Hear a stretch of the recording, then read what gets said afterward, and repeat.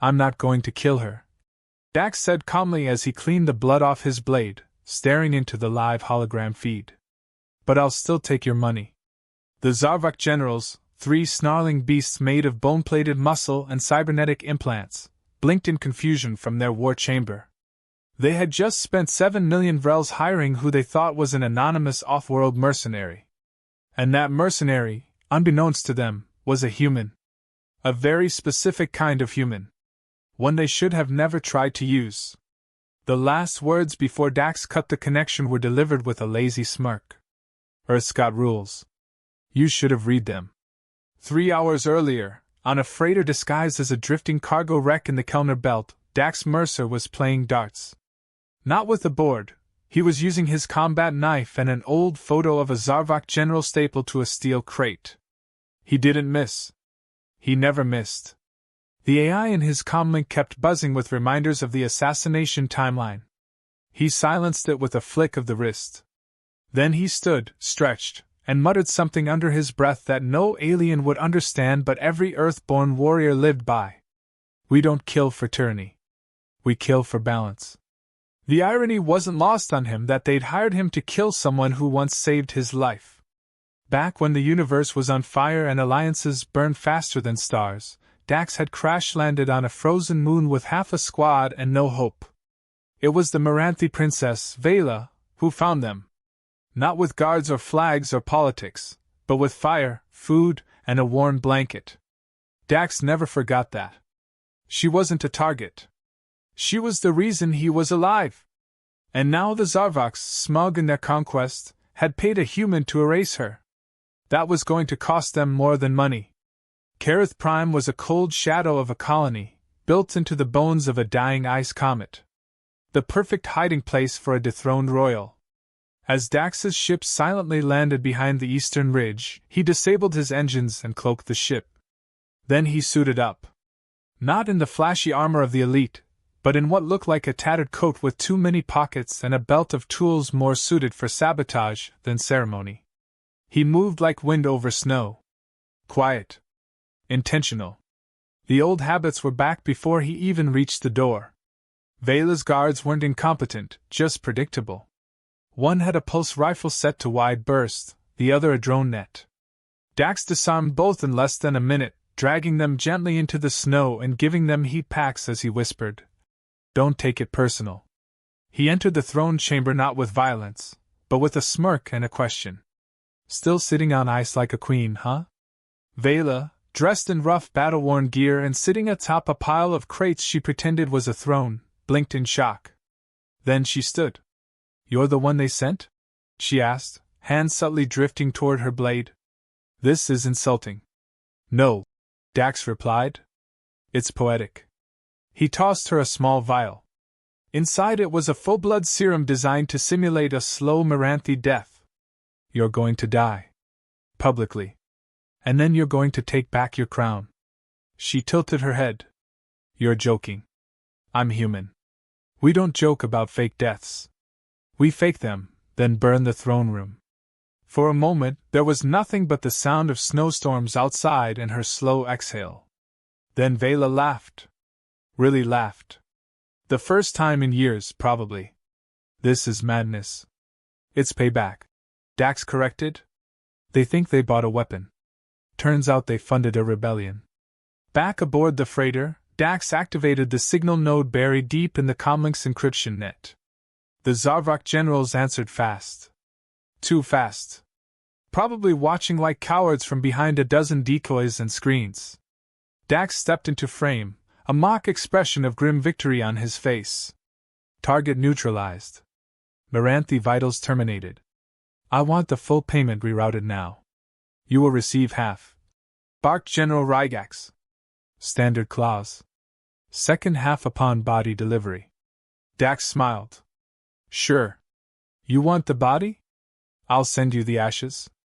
With that, he terminated the call, uploaded the forged biometric death data, and flipped the internal communications back to silent. He turned to Vela, now sitting beside a low fire in the cargo bay. Her skin had been dyed with the serum, her vitals masked, her ID chip scrambled. She looked dead. but very much alive. You know this won't end with a payout, she said. I know, he replied. But it'll start with one. The first problem arrived sooner than expected. A bounty alert.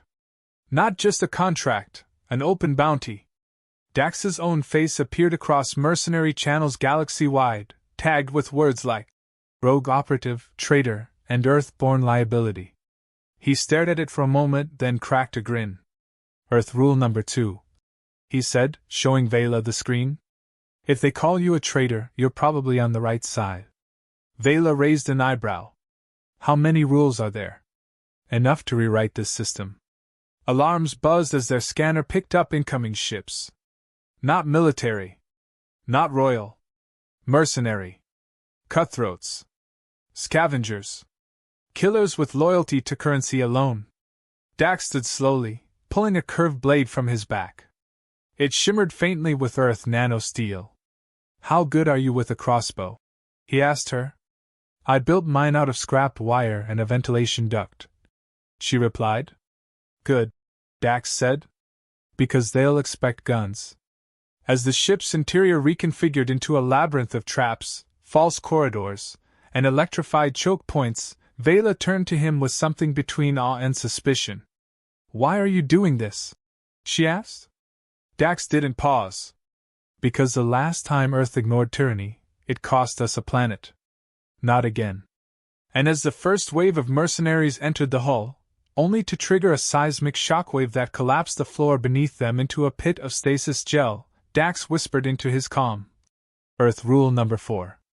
If you walk into our house with a knife, don't expect to leave with fingers. The bounty spread faster than fire through dry leaves. By the time Dax and Vela finished clearing out the first squad of would-be killers, their ship's system pinged again. 5 more parties inbound.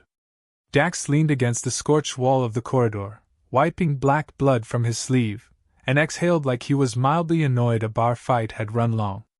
Vela crouched beside him, inspecting her crossbow with the efficiency of someone who never needed rescuing. She didn't ask what came next. That was something Dax respected. Earth's best operators didn't need to explain the plan every time they moved. They just moved. He opened a holoscreen on the side panel, pulling up an intergalactic banking system interface that had been patched together with Earth AI and old Zarvok tech. It looked like a broken vending machine had fused with a war drone. Dax typed in a set of command strings so fast that Vela had to blink twice to keep up. He stopped only to crack his knuckles and grin. Then he hit enter. On the other side of the galaxy, deep within the Zarvok treasury vault, the first account drained in less than 10 seconds. 7 million vrels vanished. The generals wouldn't even notice yet. But they would. Dax closed the screen and stood. Earth didn't fight wars the way these empires did. Earth didn't mass troops or build monuments to power. Earth inserted one man, one mission, one set of rules, and let entropy do the rest. Vela followed silently as he moved deeper into the ship. He handed her a small tablet. On it, a message scrolled across in a dozen languages, designed to broadcast across the outer systems. It was her death notice. Complete with falsified autopsy data and a scanned image of a body burned beyond recognition, but genetically identical to hers. The final line was written in a style only humans would dare to use. Casual. Taunting. It read, "Target neutralized, payment received, long live the chaos." By the time they launched the message and sent it into the galactic net, mercenaries were already arriving near Kareth Prime. Dax's fake signal indicating his departure had thrown them off for now. But not for long. He needed to move fast. The next phase wasn't about survival. It was about spectacle. Dax had learned something while working under Earth's shadow projects. A quiet war left no ripples. But a loud, burning, embarrassing one? That left scars. He needed the Zarvok Empire to be humiliated. Not defeated in battle. Undermined in public. They landed the next day on Trilix Station, a lawless trade hub built like a trash pile stacked into a spiral. It was the kind of place where you could sell your grandmother's kidney for a drink, and the barkeep would ask for both. Dax walked into the central chamber like he owned the place. Vela walked beside him, hood up, posture straight. The few people who looked their way didn't look long. Dax had a face that said picking a fight would end with broken bones and unpaid funerals. Inside a side vault, he met with a broker named Drenz, a slug-like creature with tech implants for eyes and a habit of finishing other people's sentences. Drenz, despite his slimy appearance, ran the quiet end of the galaxy's data war. He had secrets, backdoors, and the tools to hack a heartbeat. When Dax told him what he wanted, Drenz laughed until his gills flapped. You want to broadcast her resurrection during a Zarvok general's speech? You do realize they'll come for both your heads after that. Dax only shrugged. Let them. Just make sure it hits every screen from here to the Capital Nebula. It took 2 hours to route the override. Vela spent that time watching old news clips of her so-called execution. Some were celebratory. Others showed her people crying in silence. Dax watched her, noting the flicker in her expression. Not weakness. Focus. That cold, sharpened kind of rage that never melted, only cut deeper. When Drenz signaled the link was live, Dax leaned in and spoke one sentence that would trigger the system-wide breach. Playtime's over. At that exact moment, on a ceremonial moon orbiting the Zarvok homeworld, General Rygax began his speech. The hall was made of carved obsidian, the kind of place built to make smaller creatures feel insignificant. He stood tall, his exoarmor gleaming under ceremonial light. The crowd of delegates and allies roared in approval as he spoke of unity, conquest, and the successful elimination of a dangerous heir to the old Meranthi bloodline. It was then, just as he raised his clawed hand in victory, that the feed shifted. The screen behind him, meant to display a Zarvok flag, changed into a real-time transmission. Vela, alive and very much not executed, stepped into frame.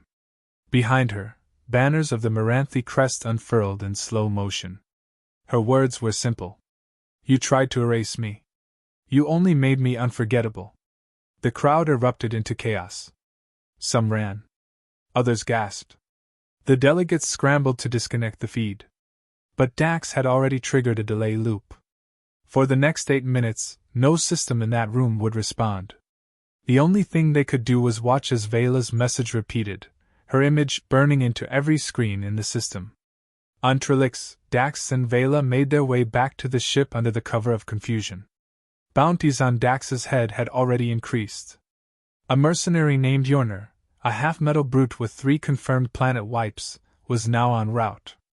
Dax checked the feed, nodded once, and whispered to himself Earth Rule Number 5: never pick a fight with someone who already dug your grave. By the time they reached orbit, several mercenary cruisers had begun scanning for their ship's signature. Dax activated a ghost drive, a small, outlawed Earth device that replaced their engine trail with the digital scent of a mining freighter. As their pursuers peeled off in the wrong direction, Vela looked at him with a new level of intrigue. I used to think humans were just chaotic apes with anger issues, she said. He smiled without looking. That's still true. But we're very organized about our anger. The Zarvok Empire was bleeding in ways they didn't understand yet. Their money was disappearing in increments. Their contracts were being exposed and corrupted. The allies they counted on were reconsidering loyalty. All because they hired one assassin, and made the fatal mistake of not checking his homeworld. Dax opened the next file. It contained access credentials to the planetary vault of another general. He handed it to Vela. You want revenge? He asked. Steal from their pride. Not just their purse. She took it and nodded. Let's make them regret the day they learned to pronounce the word human. The broadcast shattered the illusion the Zarvok generals had been selling for weeks. The image of Vela standing tall, alive, and unbroken flooded every communication hub across the system. Delegates turned on each other in confusion. Mercenary contracts froze mid-negotiation. News feeds tripped over themselves trying to explain how a supposedly executed royal was not only alive but broadcasting from a fortified hideout with a known Earth assassin at her side. And deep within the command chambers of the Zarvok regime, something much more dangerous was happening. Panic. Not the kind that screams and shatters things. The quiet kind. The kind that came when tyrants realized they might have hired their own destruction. Dax didn't celebrate the chaos. He studied it. Every transmission that stuttered, every military channel that suddenly shifted encryption, every code response delayed by a few seconds told him something new. He knew they would retaliate. He was counting on it. The longer they danced, the more predictable they became. And the more predictable they became, the easier they were to dismantle. Beside him, Vela monitored the responses from her people. Her presence on that broadcast had ignited something. Her name was being chanted in refugee camps, whispered in prison corridors, scribbled on walls of resistance zones. It didn't matter that she wasn't marching with an army. She had already won the hearts. All she needed now was a symbol. Dax had one in mind. He pulled up a map of Jascara 9, a ceremonial stronghold controlled by General Varnak. It was more than just a fortress. It was a vault of relics, documents, and most importantly, the crown of Eltarin, a symbol of the Meranthi monarchy that had been locked away and mocked for decades. Stealing it wouldn't just be personal revenge. It would be a declaration of return. Vela leaned in and studied the path Dax had marked. 4 entry points, 2 of them heavily guarded. But one maintenance tunnel, overlooked due to recent power failures, ran just beneath the east quadrant. She looked at him, raising one brow. "You've done this before." He didn't answer. He just smiled. They touched down 2 days later under the shadow of Jascara 9's cliffs. The structure itself looked like a temple built by angry architects, full of jagged spires and defense turrets. The guards were genetically altered brutes bred for endurance, not brains. Dax and Vela moved through the underground snow tunnels with silent precision. He moved like a shadow, pausing at every corner, eyes scanning for sensor fields. Vela followed with surprising ease, her footfalls barely disturbing the powder beneath them. They reached the lower hatch. Dax placed a hand on the metal. It was warm, which meant internal power was partially restored. He turned to her. "One chance. In and out. If this goes wrong, we disappear." She didn't flinch. "If it goes wrong, we leave smoke." They entered through the ventilation grid, passing between cooling fans and duct silence until they reached the lower vault levels. Here, the lights flickered dimly, the hum of an old backup generator echoing through the floor. The vault door itself stood tall, laced with biolocks keyed to Varnak's DNA. Dax reached into his pack and pulled out something small and gray. It looked like a beetle carved from scrap metal. He placed it on the lock. It crawled up, glowed faintly, and began to hum. Earth's hacking tools weren't elegant, but they worked. 2 minutes later, the door clicked open. Inside lay the treasures of a forgotten kingdom. Scrolls encased in glass. Royal garments sealed in time capsules. And there, resting on a pedestal surrounded by slow-turning security drones, was the crown of Eltarin. A golden arc shaped like a burst of starlight, older than most galactic civilizations. Vela stepped toward it, her expression unreadable. Dax held up a hand. "Wait." Then, without looking away from the pedestal, he tossed a small rock toward the drone closest to the crown. The drone shifted, following the motion. But then it reversed, stopped, and scanned the space directly in front of the pedestal. Dax's eyes narrowed. Thermal scan grid. Too advanced for traditional cloaking. He pulled off his glove and placed his hand against the panel on the wall. The glove lit up blue and began mapping the skin rhythm. Vela watched. Dax whispered, "Earth rule number 6, if the room's smarter than you, trick it into thinking you're not there." He mapped the skin pattern and synchronized their movement. When he gave the nod, they both stepped into the sensor range together, matching its sweep. One misstep, and they'd be vaporized. But they moved like dancers in a silent rhythm. No words. Just breath and timing. Then they were there. At the pedestal. Dax reached out and lifted the crown. The pedestal didn't beep. The sensors didn't shift. Everything remained still. They moved back, slowly, rhythm matched again. Once clear, they didn't stop to marvel. They ran. Alarms didn't trigger until they were 3 floors up. Which meant someone had tripped a manual override. Varnak. He was in the building. And he was coming fast. As they raced toward the extraction hatch, Dax heard the sound of heavy boots behind them.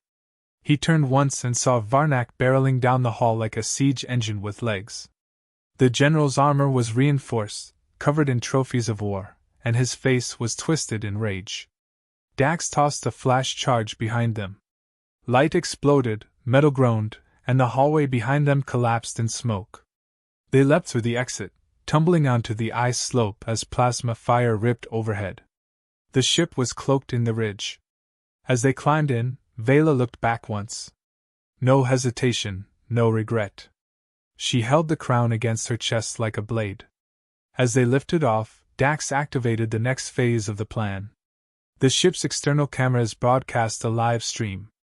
Vela, wearing the crown, speaking clearly, with the ruins of Jascara 9 behind her. The image shot across the systems again. And just like that, the visual of her execution was overwritten by something stronger. Her rebirth.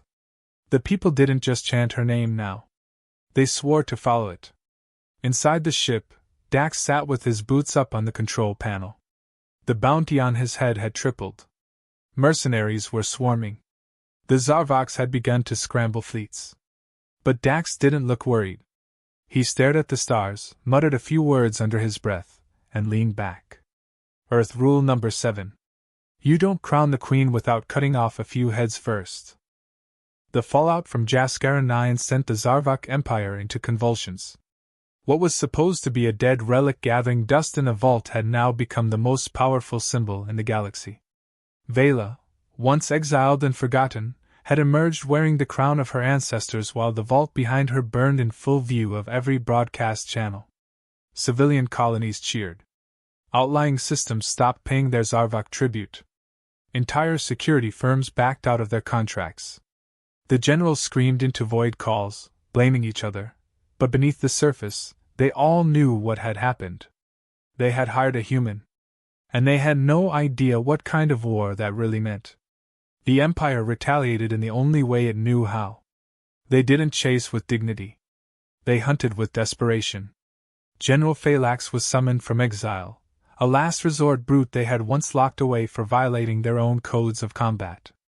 A mutant forged from broken genetics and enhanced beyond biological reason, he didn't use ships or fleets. He arrived in a meteor shell, crashing into the edge of Vela's known signal field like a weapon from ancient myth. Dax watched the alert pop up on his ship's warning system, narrowed his eyes, and muttered something he hadn't said in years. They sent the ugly one. Vela stared at the data feed. Phalanx's stats read more like a myth than a soldier. Kill count unknown. Survivors none. Number of planetary governments he had dismantled without aid 3. Her voice was steady when she said it, but Dax heard the steel behind her question. What do we do now? He didn't answer immediately. Instead, he walked into the ship's lower hold, past racks of gear, and pulled down a case he hadn't touched since his last Earth deployment. He opened it and stared down at the object inside. It wasn't sleek or high-tech like the galaxy's advanced toys. It was brutal. Old. Personal. A spiked kinetic blade with an earth-forged handle, etched with a single word across the grip. Home. He suited up without flair. The armor was matte, reinforced but silent. The kind designed for one thing, close-quarters destruction. Vela watched him prepare, understanding now that this wasn't about politics or rebellion anymore. This was personal. Dax didn't fear death. He feared leaving something unfinished. As the ship drifted toward the ruined colony of Threxelrim, where Phalanx's impact had turned miles of surface into glass, Dax turned to her one last time before jumping. If I don't come back, keep pushing. But if I do come back, make sure they know what that means. He landed silently on the outskirts, dust still rising from the crater where Phalanx's pod had torn through rock and structure. The wind carried ash and static. No birds. No sounds. Just a pulse of energy that made metal vibrate and bones ache. Dax walked forward, blade in hand, scanning every shadow. The first attack came not from in front but from above. Phalanx dropped like a collapsed building, his body encased in armor that looked grown instead of built. His voice was a low distortion through a cracked mask. You broke the contract. You insulted the Empire. Dax rolled aside, just missing a strike that shattered the ground where he'd been standing. You hired a human, Dax replied. That's on you. They fought like history had been waiting for it. Every blow from Phalanx carried enough force to break rock. Every dodge from Dax came from decades of training, every counter sharp and patient. He didn't try to match strength. He used momentum. Letting Phalanx miss, overextend, falter just enough for a slice or strike. But the mutant didn't tire. He roared and lunged again, ripping steel from the ground and throwing it like spears. Dax deflected two, rolled beneath the third, and finally got close enough to land a deep slash along Phalanx's side. Sparks and blood sprayed. The creature howled, then laughed. That was your best. Dax grinned through bloody teeth. No. This is. He clicked the trigger hidden on his blade's hilt. The edge supercharged with kinetic energy. The next strike landed like a bomb. Phalanx staggered, armor dented inward. Dax leapt on him, driving the blade deeper, whispering the line Earth soldiers passed down for generations. For every planet you broke, we buried your kind without maps. Phalanx grabbed him, slammed him into the ground, but Dax didn't let go. The blade triggered a second time, sending a blast wave that flung them apart. Dax landed hard, ribs screaming. But Phalanx didn't rise. The creature twitched, one hand trying to move, then fell still. A slow trickle of dark fluid leaked from beneath the cracked plating. Dax stood barely, dragging his blade behind him as he limped back to the extraction point. He tapped his comm once, voice hoarse. Target neutralized. Earth Rule 8.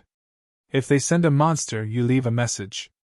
Back on the ship, Vela had kept the systems locked on his signal. The moment she saw him limping through the static and dust, she opened the doors and ran. She didn't embrace him. They weren't built like that. But she helped him inside, silent and steady, and sat beside him as the ship lifted off. Neither spoke until they left orbit. Then Dax leaned back and laughed. It was ragged, bitter, but real. They really thought that thing could win. She looked at him, half smiling now. I did too. He shrugged. That's fair. The Empire had lost more than a soldier. They'd lost their enforcer. The myth that kept their subordinates in fear had been destroyed by one human with a blade and a promise. Systems that once paid tribute out of fear now refused. Militias formed. Resistance cells grew bolder. And at the center of it all, the image of Vela and the human assassin spread like a new religion. The generals tried to spin it. They claimed Phalanx went rogue. That Vela used sorcery. That the human cheated. But no one believed it. Not after the next message broadcast from orbit above the capital planet. Vela, standing on the deck of a stolen Imperial ship, looked directly into the lens. She didn't speak of war. She spoke of return. Of restoration. Of memory. Then Dax stepped into view and tossed something in front of the camera. Phalanx's armor, dented and empty, hit the floor with a clang that echoed through the galaxy. Dax said only 5 words. The Empire chose the wrong human. Then the feed cut. Silence followed. And in that silence, across worlds once ruled by fear, people began to stand taller. Not because a queen had risen, but because Earth had answered. And Earth didn't send armies. Earth sent one man with a grudge, a blade, and a set of rules no tyrant would ever forget. The Zarvok generals gathered for the first time in nearly a decade, but not by choice. Their command chamber, once reserved for strategic dominance and imperial celebrations, had turned into a bunker of excuses, accusations, and smoldering tension. Their security systems had been hijacked 3 times in the last week. Their vaults were hemorrhaging credits. Entire colonies had defected. And worst of all, their fear tactics weren't working. Not anymore. Every time they tried to remind the galaxy of their strength, someone played that broadcast clip. The crown. The empty armor. The human's voice. The Empire chose the wrong human. The words had carved themselves into the hearts of every soldier, every merchant, every fearful citizen who'd once obeyed without question. And still, none of the generals could agree on what to do next. General Rygax slammed his clawed fist on the table. He demanded a planetary strike on every known rebel system. He wanted fire and death and silence. General Varnak shouted him down, insisting that escalation would only confirm their weakness. Others tried to call for diplomacy, to propose a ceasefire with Vela. But none dared say what they all feared. That their mistake wasn't hiring Dax Mercer. Their mistake was forgetting what humans truly were. Unpredictable. Relentless. Bound not by empire or currency, but by a code written in blood, memory, and vengeance. On the outer rim of Sector Thalos, a fleet began to gather. But not one of war. These were Earth's black ships, vessels designed without insignia, invisible to traditional scans, armed with technology the rest of the galaxy still called myth. They didn't orbit planets. They waited in empty space, cloaked in distortion fields, watching. Dax stood aboard one of them, healed just enough to move, armored in something older than his reputation. Beside him stood Vela, now no longer an exile, but a monarch reborn. She wore no crown. She didn't need one anymore. The people had already decided who she was. All that remained was to decide how the Empire would fall. Dax opened a panel, revealing the final stage of his plan. Earth hadn't forgotten the contracts the Zarvok had signed. Centuries ago, when Earth was still clawing its way through the stars, it had agreed to trade, to terms, to joint operations. But buried deep in the fine print of one contract, inserted by an Earth ambassador with too much coffee and a sarcastic streak, was a clause. Clause 71-4 Alpha. In plain terms, it stated that if any signatory employed an Earth-born operative for political assassination and violated the conditions of neutrality, Earth reserved the right to declare the agreement null and retaliate without warning. Dax had included that clause in the contract the generals signed to hire him. They just hadn't read it. Vela stared at the clause, then looked at him. This means war. Dax shook his head. No. It means correction. Earth doesn't wage war. We fix mistakes. He sent the clause to every system, every media outlet, every neutral planet that had once feared retaliation for supporting the rebels. It hit the network like a bullet through glass. Legal analysts scrambled. Governments who had once backed the Zarvok quickly released statements distancing themselves. Mercenary groups flipped sides mid-mission. The generals tried to block the broadcast, but Earth's data web couldn't be stopped. The message was clear. The Zarvok generals had broken the contract. And Earth would now enforce the terms. Ships didn't descend from orbit in flashy lines. They didn't arrive with drums or banners. They simply appeared. One moment silence. The next, a black vessel hovered above every major Zarvok facility, cloaked in distortion, marked only by a single glowing symbol, the Earth insignia. No warning was issued. No demands made. The ships launched precision strikes. Not at civilians. Not at infrastructure. Only at the command chains, the tyrants, the weapon caches, the banks. Every blast was designed to dismantle control without creating chaos. It was surgical destruction. The kind that made it impossible to rebuild. On the capital planet, General Rygax ran for the deep vaults, roaring commands into a calm that no longer worked. His guards had fled. His advisors gone. He made it halfway down the corridor before he stopped and saw what waited for him. Dax Mercer, standing with a blade in one hand and a datapad in the other. The general bared his fangs. You. This is all you're doing. Dax looked at him and tilted his head. No. This is your doing. I'm just the audit. He tossed the datapad at the general's feet. On it, a recording played, the original contract signed by the generals, with the clause highlighted. Rygax watched it, his breathing growing heavier, his claws twitching. You tricked us, he hissed. Dax stepped forward, eyes cold. You didn't read the fine print. That's not a trick. That's your laziness. And Earth doesn't forgive laziness from tyrants. The general lunged, claws outstretched, but Dax had already moved. One swift strike sent Rygax crashing into the wall. Dax didn't finish him. He stepped aside as Earth marshals emerged from the shadows, armored in white and gray, faceless and silent. They cuffed the general without a word, dragging him away like garbage being cleared from a street. Back aboard the command ship, Dax stood beside Vela as the final report came in. All generals neutralized. The Empire's central treasury frozen. Resistance movements now fully armed and supported. The mission was over. But it didn't feel like victory. Not exactly. It felt like closure. A silence that wasn't empty, but earned. Vela looked at him one last time. You could stay. Help rebuild. He shook his head. I'm not a builder. I'm the fuse they light before the explosion. She smiled faintly. Then you'll always have a place in the ashes. He turned to leave, stopping just once to look back. One last line, one last rule. Earth rule number 9. Never betray your own. Then he stepped aboard his ship and disappeared into the stars, leaving behind a broken empire, a restored queen, and a galaxy that would never forget what happened when they tried to hire a human to do their dirty work.